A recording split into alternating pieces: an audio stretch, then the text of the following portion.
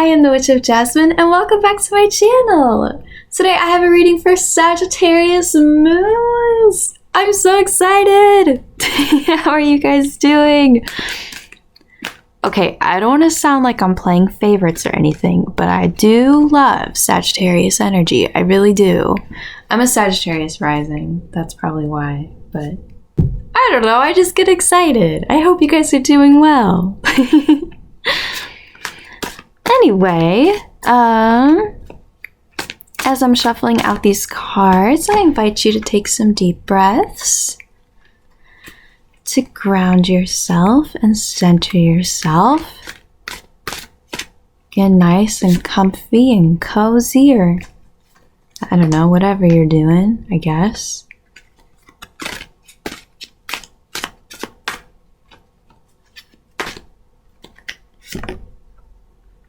There we go. Moving on to the shadow cards.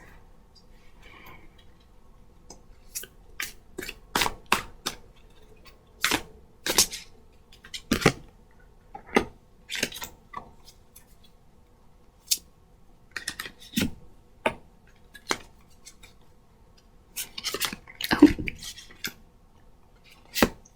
Okay. All right, Sagittarius moons. Let's start with our oracle card. We've got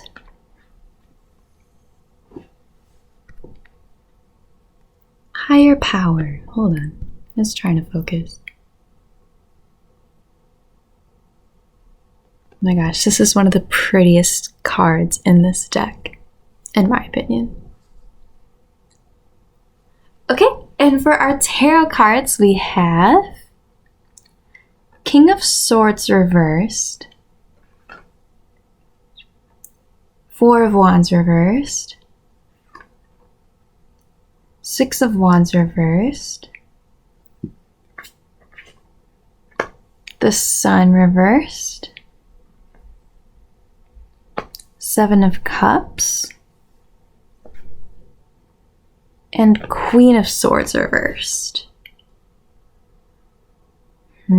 Okay. We've got King of Swords reversed above the Sun reversed. King of Swords is somebody, I mean, especially when it's reversed, it's somebody who's very harsh, kind of manipulative, kind of, I mean, if you can think of like a bad guy, villain, dictator, that's King of Swords reversed. Very mean, very cruel, very all of that. And we've got the Sun reversed, which is, the Sun represents joy and love and light and positivity and all of that. So when it's reversed, it's the opposite. It's depression, it's sadness, it's not being able to feel or see any light, So I guess that sadness is what's causing this energy right here. We also have this Four of Wands here, which, it's reversed. It indicates having an unstable home life, or just something with your home, your family. There's like some sort of miscommunication or fighting or things not really going that well. But we have a Seven of Cups underneath that. Seven of Cups comes up when there's like choices to be made, like a difficult decision. But usually it kind of has this nuance of like a deception going on. Like you have to choose between several different things, but those things are also not exactly what they seem. Like kind of a fantasy or illusion type of vibe. And that relates to your struggle with being home. Home, but I mean that in a kind of abstract sense, like home, family, that, all of that. So I guess there's some sort of difficult decision you need to make regarding them, but maybe you're just having a hard time because it's hard to see the truth, see exactly what you need to do. You're just feeling unclear about it. But I think, because here we've got the Six of Wands and the Queen of Swords. The Six of Wands reversed is like when you have a lot of self-doubt or just are lacking confidence in yourself. Maybe that has to do with this decision you have to make regarding your home or your family, but you're just feeling like you aren't able to make that decision, or you're doubting yourself in some sort of way. And Queen of Swords reversed is about like a coldness or bitterness, right? But that has to do with yourself. I think that's kind of how you're treating yourself in this situation right now.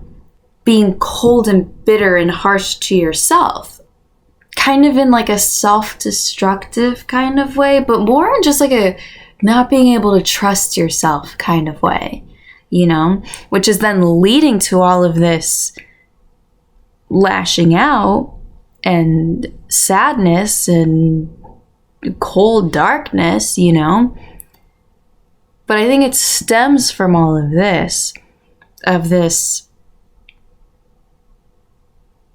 like being mean to yourself. That's kind of what it looks like.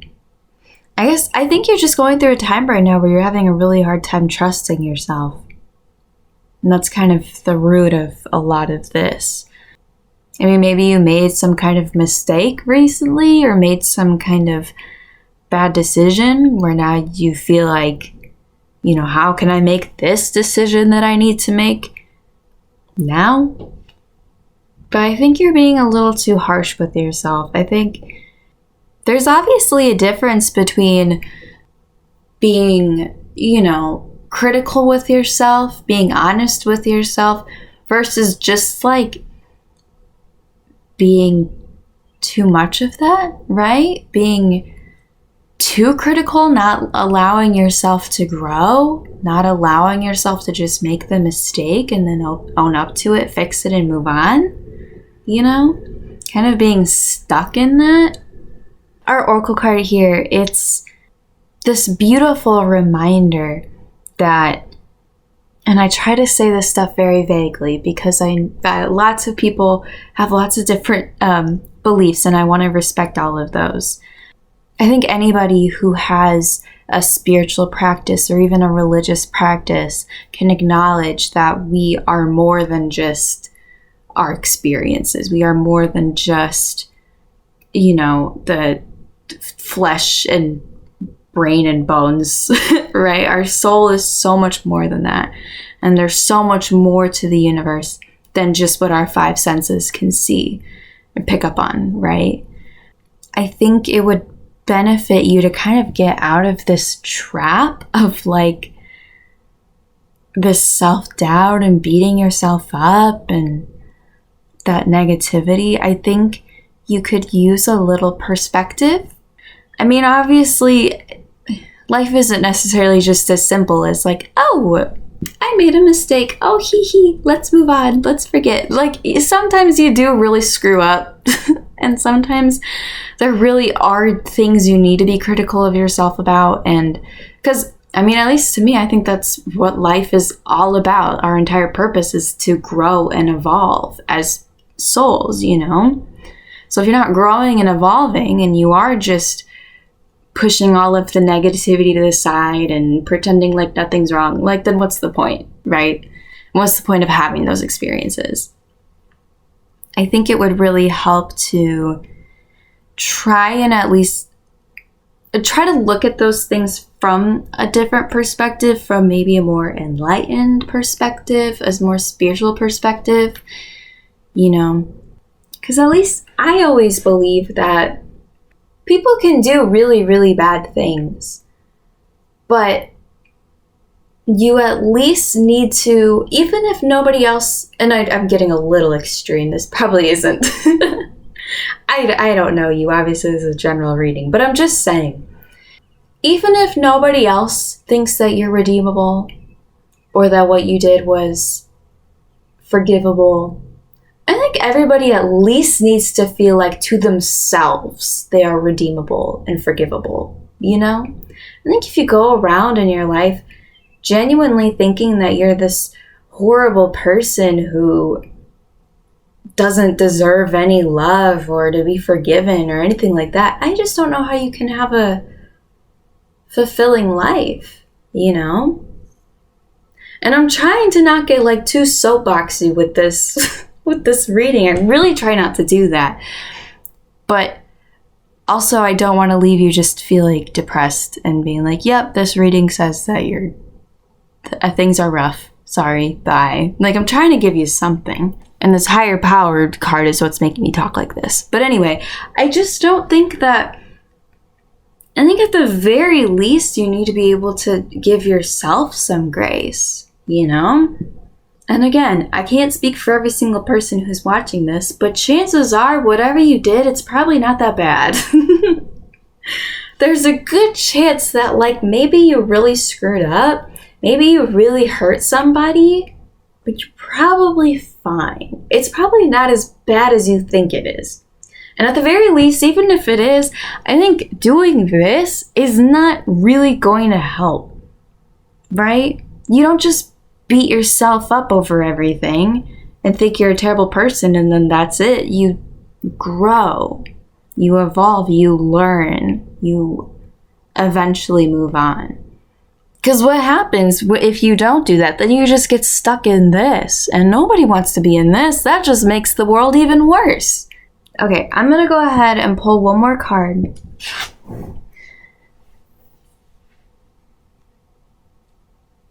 To try and leave you with something that can give you a little bit of perspective. I mean, I'm kind of giving you homework here, but maybe I can... something you can think about, something you can take away from this to really give you some perspective and try and take some steps in a more positive direction. What can I give you? Got 2 cards.